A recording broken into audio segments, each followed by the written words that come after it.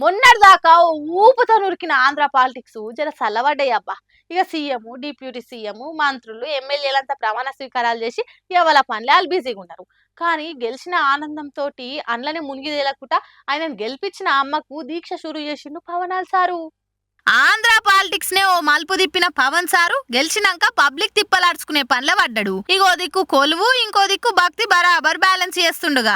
ఎందుకంటారా, ఆయన ఎలక్షన్ల ప్రచారాల కోసం పెట్టుకున్న బండికి వారాహి అని పేరు పెట్టుకుండు. ఇక పేరుకు తగ్గట్టే ఆ అమ్మ దీవెనలతోని పబ్లిక్ రెస్పాన్స్ అడ్డగోలుగొచ్చి ఇప్పుడు నిలబడ్డ 21 జాగలల్లా జనసేన జెండా హవా నడిపిస్తుంది. ఇక అమ్మ దీవెనలతోని ఆమె పేరు పెట్టుకున్నాక అనుకున్నది అయ్యింది కాబట్టి ఇయాలనే వారాహి అమ్మ మాలేసుకుండు పవనాల్ సారు. 11 రోజులు పాలు పండ్లతోనే నిష్టగా దీక్ష చేస్తాడట. నేను నమ్ముకున్న అమ్మ నన్ను నిలబెట్టింది, ఇప్పుడు నేను ఆమెకు మొక్కిన మొక్కు నిలబెట్టుకుంటా అని ఈ ముచ్చట ముంగటేసుకుండు. ఈ కథ అంతా తెలివంగానే అదిరా మా హీరో అంటే ఎంత ఎదిగినా ఒదిగే ఉంటాడు, అందుకే ఆయనకి ఇంతమంది ఫ్యాన్స్ కాదు కాదు ఆర్మీ అని తోడగొట్టి మరి గల్లాలు ఎగిరేస్తురు జన సైనికులంతా. ఎక్కడ నెగ్గాలో కాదు ఎక్కడ తగ్గాలో తెలిసినోడు గొప్పోడు అనే సినిమా డైలాగును నిజం చేసి చూపెట్టిండు AP deputy CM Pawan Kalyan sir. ఏమంటారులా, నిజమే కదా?